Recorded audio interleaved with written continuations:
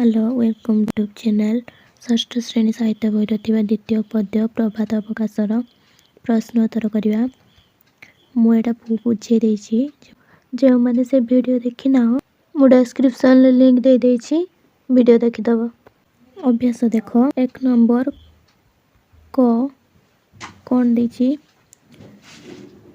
उत्तर लेख सकाळ हेबारु केउ केउ पक्षी माने राबिले ताले सकाळ हेबारु केउ केउ पक्षी माने राबिथिले पढ़ेला बेले कहिथिनी सकाळ हेबारु मंदिर रे सुक पक्षी ओ वृक्ष डाल रे काउ राबिले कोइली कुहू कुहू तान रे ओ कुकुड़ा उच्च स्वर रे राबिले। तापरे ख देख माता जसवंती श्रीकृष्ण को केउ सबु खाद्य खुआइबे बोली कहिसंती ताले माता जसवंती माने किए जसवंती माने यशोदा यशोदा जो श्रीकृष्ण को निदर उठी सारा पर क्यों खाद्य खुआइबे बोली कहिथिले श्रीकृष्ण शय्या त्याग करी उठिबा परे माता यशोदा तांकू अमृत पानी कदली आउ कौन लवणी अधाम गटिका पुली आदि खुआइबे बोली कहिसंती। ग देख श्रीकृष्ण केउ कारणरू पथश्रम पाई अधिक समय सही जाइछंती श्रीकृष्ण गोपाल बालक मानक सहित गतकाली बाछुरी चराइबा को जाई पथश्रम पाई दुर्बल हो जाइछंती तेणु से अधिक समय सही जाइछंती। घ देख केउ माने सिंहद्वार निकट रे थाई श्रीकृष्ण को डाकुछंती गोपाल बालक माने सिंहद्वार निकट रे थाई श्रीकृष्ण को डाकिछंती से माने श्रीकृष्ण को तांको सह गोचारण पाई वन को जीवा पाई डाकिछंती। 2 नंबर देख उत्तर लेख कौन देछि 2 नंबर क क्वेश्चन केउ केउ पक्षी श्रीकृष्ण को राति पाही जीवार सूचना देउछंती प्रभात समय रे विभिन्न पक्षी माने राति पाही जीवार सूचना श्रीकृष्ण को देउछंती तेणु माता यशोदा कृष्ण को सकाळ हेलाणी ओ विभिन्न पक्षी माने राबिलेणी बोली कहिसंती सुक पक्षी मंदिर रे ओ काक पक्षी वृक्ष डाल रे राबिछंती पिक कुहू कुहू तान रे ओ कुकुड़ा उच्च स्वर रे डाक देई राति पाइबार सूचना श्रीकृष्ण को देइछंती। ख देख श्रीकृष्ण निदरू उठिबा परे माँ यशोदा कौन करिवे कहउछंती कृष्ण थिले माँ यशोदांकर अति अलियल ओ आदरर पुत्र कृष्णଙ୍କ बिना तांकु किछि सुख लागु नथिला चारिआड अंधकार दिसुथिला से सर्वदा कृष्णଙ୍କ सेवा जत्न रे लागिथिले राति पाहिला परे से श्रीकृष्णଙ୍କୁ बंशीधर बोली संबोधन करी शय्या त्याग करिबाकू कहिसंती कृष्ण निदरू उठिबा परे से सुबासित जल रे तांकर मुह धोई देबे तांकू क्षीर कदली सहित लवणी गलाई खुआइबे अधमा सहित सरपुली ओ खंडसर खुआइबे बोली कहिसंती।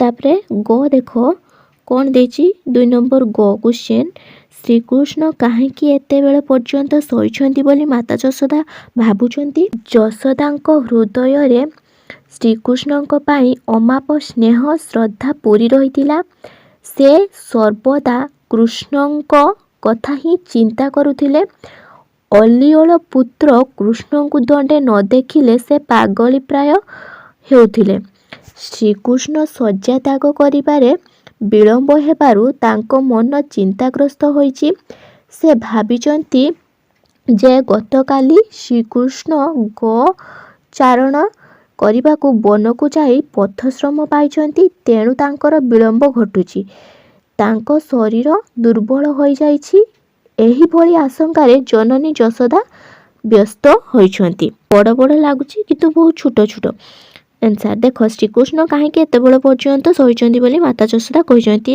आम कौन जानी श्रीकृष्ण गतकाली बाछुरी चराइबा जाकर शरीर कष्ट अनुभव होपाई कौन सी दुर्बल अनुभव करुँच शरीर से सी बेस समय शई पड़ी बोली कहुई से कथा को ये वर्णना कर 2 नंबर घ देख कौन देला ଏହି କବିତାରେ ଯଶୋଦାଙ୍କର ମାତୃସ୍ନେହ କିପରି ଫୁଟି ଉଠିଛି? କୃଷ୍ଣ ଥିଲେ ମାତା ଯଶୋଦାଙ୍କର ପ୍ରାଣ ସ୍ୱରୂପ। ତାଙ୍କ ପାଇଁ ଯଶୋଦାଙ୍କ ହୃଦୟରେ ଅନାବିଳ ବାତ୍ସଲ୍ୟ ସ୍ନେହ ପୂରି ରହିଥିଲା। କୃଷ୍ଣଙ୍କୁ ନ ଦେଖିଲେ ସେ ପାଗଳୀ ପ୍ରାୟ ହେଉଥିଲେ। କୃଷ୍ଣଙ୍କର ମୁହୂର୍ତ୍ତକର ବିଳମ୍ବ ତାଙ୍କୁ ଯୁଗ ପରି ଲାଗୁଥିଲା। ପୂର୍ବଦିନ ସାଙ୍ଗସାଥୀଙ୍କ ସହ ଗୋଚାରଣ କରି କୃଷ୍ଣ ପଥଶ୍ରାନ୍ତ ହୋଇ ନିଦ୍ରା ଯାଇଛନ୍ତି। ତାଙ୍କ ଉଠିବାରେ ବିଳମ୍ବ ହୋଇଛି। ଯଶୋଦା ତାଙ୍କୁ ନିଦରୁ ଉଠାଇବା ପାଇଁ ବନମାଳୀ, ବଂଶୀଧର, ବାସୁଦେବ ଆଦି ସମ୍ବୋଧନ କରିଛନ୍ତି। ତାଙ୍କୁ ନିଦରୁ ଉଠାଇ ସୁବାସିତ ଜଳରେ ମୁଖ ଧୌତ କରାଇ କ୍ଷୀର ସଙ୍ଗେ କଦଳୀ, ଲହୁଣୀ, ସରପୁଳି, ଖଣ୍ଡ ସ୍ୱର ଖୁଆଇବାକୁ କହିଛନ୍ତି। କୃଷ୍ଣଙ୍କର ଗୋଠ ବାହୁଡ଼ାରେ ବିଳମ୍ବ ହେତୁ ସଙ୍ଗରେ ଦଧି ଅନ୍ନ ନେଇ ନଦୀ କୂଳରେ ଆହାର କରିବାକୁ କହିଛନ୍ତି। ଯଶୋଦାଙ୍କର କୃଷ୍ଣଙ୍କ ପ୍ରତି ଥିବା ଏସବୁ ଆନ୍ତରିକତାରୁ ତାଙ୍କ ବାତ୍ସଲ୍ୟ ମମତା ପ୍ରକାଶିତ ହୋଇଛି। ଜାଣିପାରିଲ ଏଟା କ'ଣ ଲେଖିବ? ତାପରେ ଦେଖ, ଗୋପାଳ ବାଳକମାନେ କ'ଣ କହି ଶ୍ରୀକୃଷ୍ଣଙ୍କୁ ନିଦରୁ ଉଠାଉଛନ୍ତି? କ'ଣ ହବ ଦେଖ ଆନ୍ସର। ଗୋପାଳ ବାଳକମାନେ ସିଂହଦ୍ୱାର ନିକଟରେ ଥାଇ ଶ୍ରୀକୃଷ୍ଣଙ୍କୁ ଅଚ୍ୟୁତ କହି ସମ୍ବୋଧନ କରୁଛନ୍ତି ଏବଂ ଆକାଶରେ ଦିନକର ଉଦୟ ହେଲେଣି ବୋଲି ଶ୍ରୀକୃଷ୍ଣଙ୍କୁ କହୁଛନ୍ତି। ଏହିଭଳି ଭାବରେ ଗୋପାଳ ବାଳକମାନେ କୃଷ୍ଣଙ୍କୁ ନିଦରୁ ଉଠାଉଛନ୍ତି। ହେଲା। 3 ନମ୍ବର ଦେଖ କ'ଣ ଦେଲା? ସରଳ ଭାଷାରେ ବୁଝାଇ ଲେଖ। କ'ଣ ଦେଇଛି? ଅମୃତ ପାଣି କଦଳୀ, ଲବଣୀ ସଙ୍ଗତେ ଗଳି, ଅଧାମ ଗଟିକା ପୁଳି, ଖଣ୍ଡ ସଙ୍ଗେ ଭୁଞ୍ଜାଇବି ସରହେ। ଉତ୍ତର ଦେଖ। ଉତ୍ତର କ'ଣ ଦେଇଛି? ଅମୃତ ପାଣି ଡେଡେ ସର ହେ। ଶୋଷିତ ପଦ୍ୟାଂଶଟି ପଦ୍ୟାଂଶରେ ଏଇଠି ଅନୁସାର ଦେବ। ପଦ୍ୟାଂଶଟି ଭକ୍ତ କବି ବନମାଳୀ ଦାସଙ୍କ ରଚିତ ପ୍ରଭାତ ଅବକାଶ କବିତାରୁ ସଂଗୃହୀତ। ତାହେଲେ ଆମେ କ'ଣ ଜାଣିଛେ? ଏଇ ଯେଉଁ ଅମୃତ ପାଣି କଦଳୀ, ଲବଣୀ ସଙ୍ଗତେ ଗଳି, ଖଣ୍ଡ ସଙ୍ଗେ ଭୁଞ୍ଜାଇବି ସରହେ, ଏଇଟା କେଉଁ ବିଷୟରୁ ଆସିଛି? ପ୍ରଭାତ ଅବକାଶ ବିଷୟରୁ ଆସିଛି। ଆମର କବି କିଏ ଅଛନ୍ତି? ଭକ୍ତ କବି ବନମାଳୀ ଦାସ ଅଛନ୍ତି। ତାଙ୍କ କଥା ହିଁ ଏଇଠି ଲେଖାଗଲା। ତାପରେ ଦେଖ, ଏଠାରେ ମା ଯଶୋଦା କ'ଣ କରିଛନ୍ତି? ଶ୍ରୀକୃଷ୍ଣଙ୍କୁ ନିଦ୍ରାରୁ ଉଠିଲା ପରେ ଯେଉଁ ସବୁ ସ୍ୱାଦିଷ୍ଟ ଦ୍ରବ୍ୟ ଭୋଜନ କରାଇବେ ବୋଲି କହିଛନ୍ତି ସେ ସମ୍ପର୍କରେ ଆଲୋକପାତ କରାଯାଇଛି। ତାହେଲେ ଆମେ ଏଇ ଯେଉଁ ସରଳାର୍ଥଟା ଲେଖୁଛେ, ଆମେ ମାତା ଯଶୋଦା ଯେଉଁ ଶ୍ରୀକୃଷ୍ଣ ନିଦରୁ ଉଠି ସାରିବା ପରେ ଶ୍ରୀକୃଷ୍ଣଙ୍କୁ ଯେଉଁ ସ୍ୱାଦିଷ୍ଟ ଖାଦ୍ୟ ଗୁଡ଼ା ମାତା ଯଶୋଦା ଖୁଆଇବେ ସେଇ ଖାଦ୍ୟ ସମ୍ପର୍କରେ ଏଠି ବର୍ଣ୍ଣନା କରାହେଇଛି। ତାପରେ ଦେଖ,